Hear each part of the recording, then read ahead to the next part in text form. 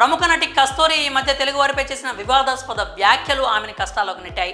Social media వేదికగా ఆమెపై ఎన్నో విమర్శలు వెల్లువెత్తాయి. అంతఃపుర మహిళలకు దాసీగా సేవలు చేయడానికి తమిళనాడు వచ్చిన తెలుగువారు ఇప్పుడు తమది తమిళ జాతి అంటూ ప్రగల్భాలు పలుకుతున్నారని ఆమె సంచలన వ్యాఖ్యలు చేసిన విషయం తెలిసిందే. కస్తూరి చేసిన వ్యాఖ్యలపై తెలుగువారు తీవ్ర మనస్తాపానికి గురయ్యారు. దేశవ్యాప్తంగా తెలుగు సంఘాలు పెద్ద ఎత్తున నిరసనలు చేపట్టాయి. తెలుగు సంఘాల ఫిర్యాదు నేపథ్యంలో చెన్నై, మదురై సహా పలు పోలీస్ స్టేషన్లలో కేసులు నమోదయ్యాయి. కేసు నమోదు చేసుకున్న విచారణకు పిలిచేందుకు ఆమె ఇంటికి పోలీసులు వెళ్లగా తాళం వేసింది. ఆమె సెల్ ఫోన్కి ఫోన్ చేయగా స్విచ్ ఆఫ్ చేసింది. దీంతో ఆమె ఇంటికి నోటీసులు అతికించి వెళ్లారు పోలీసులు. అప్పటి నుంచి ఎవరికీ కనిపించకుండా కస్తూరి అజ్ఞాతంలోకి వెళ్ళింది. అంతేకాదు ఈ కేసులో తనకు ముందస్తు బెయిల్ ఇవ్వాలంటూ మద్రాసు హైకోర్టును ఆశ్రయించింది. దీనిపై విచారణ చేపట్టిన సింగిల్ బెంచ్ ధర్మాసనం కస్తూరిపై తీవ్ర ఆగ్రహం వ్యక్తం చేసింది. మీ స్వప్రయోజనాల కోసం తెలుగు, తమిళుల మధ్య ఘర్షణలు చెలరేగేలా మాట్లాడడం ముమ్మాటికి క్షమించడాన్ని నేరంగా పరిగణించబడుతుంది అన్నారు.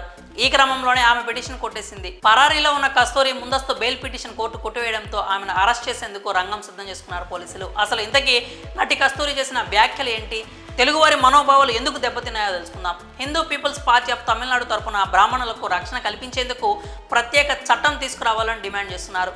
వీరు నిర్వహించిన ఓ కార్యక్రమంలో కస్తూరి పాల్గొన్నారు. ఈ సందర్భంగా ఆమె మాట్లాడుతూ సుమారు 300 ఏళ్ల క్రితం రాజుల కాలంలో అంతఃపుర మహిళలకు సేవలు చేయడానికి తెలుగువారు తమిళనాడుకు వచ్చారనే వివాదాస్పద వ్యాఖ్యలు చేశారు. అలా వచ్చిన తెలుగు వాళ్ళు ఇప్పుడు తమది తమిళ జాతి అని మాట్లాడడం విడ్డూరంగా ఉంది అని వ్యాఖ్యలు చేశారు.